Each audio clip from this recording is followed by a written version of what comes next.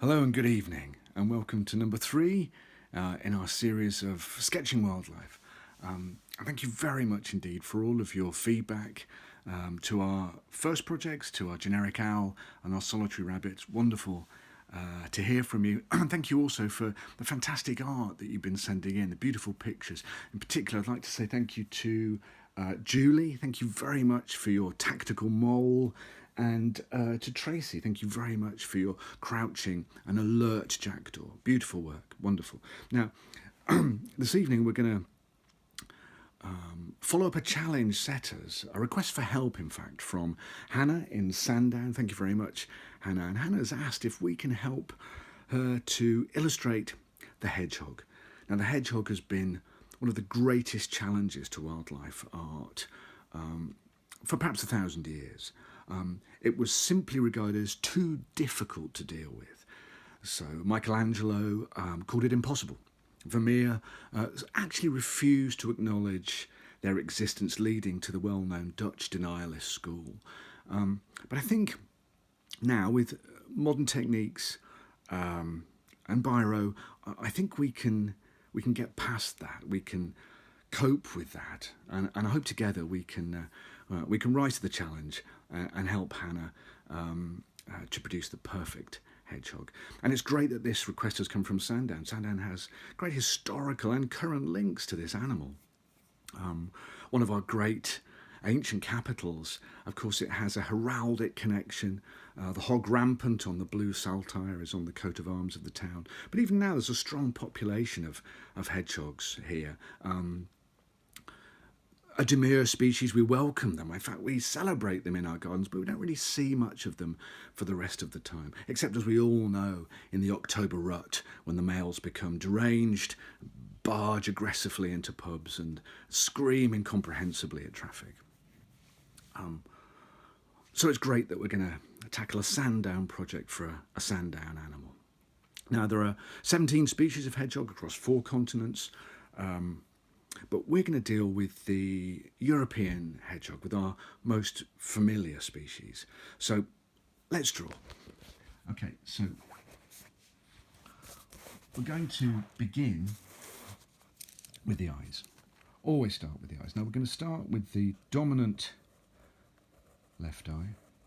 Now, we're going to be using quite an advanced technique here. I just want to mention that now, called same side eyes. That's fully hyphenated if you're taking notes, starting with the left eye, and we're going to put the pupil quite carefully top left hand corner. This is left eye pupil top left hand corner, to give the impression of it looking back across the face of the animal. We want to be able to see both sides, even though it's in profile.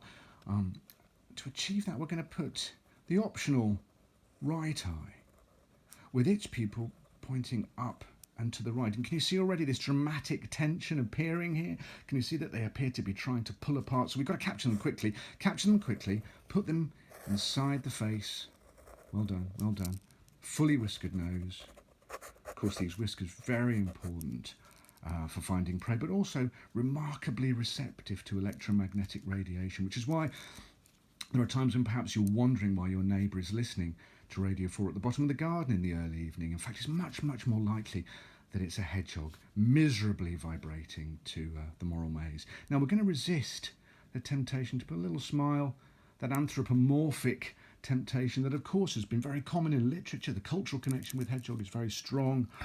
Enid Blyton, Beatrix Potter, Andy McNabb, Dan Brown, and so on, have all very sensitively handled hedgehogs as people, let's say. We're not going to do that.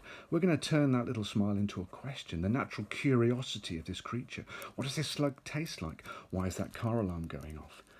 But now to the real challenge, and the thing that's defeated artists for the last millennium, and that is, how do we do the rest of the animal? 5,000 to 7,000 spines on an adult hedgehog. Well, this is the trick. We're going to encapsulate them.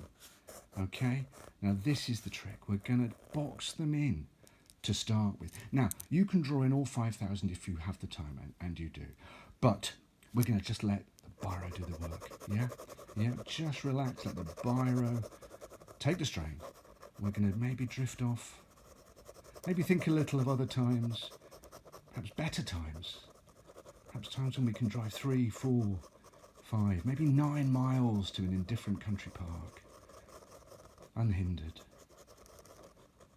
with our mask now no longer needed, folded beside us, repurposed as a slingshot to hunt wood pigeons in the new wilderness. And we're back in it. And look at that, we're done.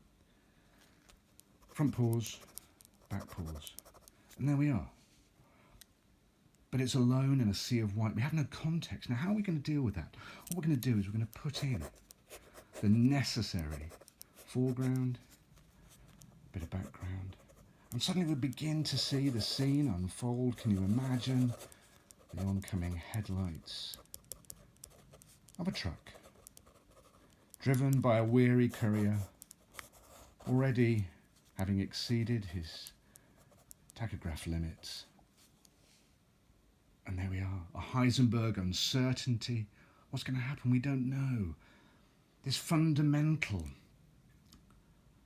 ambivalence captures our relationship, perhaps with the natural world. But there we are. That's nature. Thanks for listening. See you next time.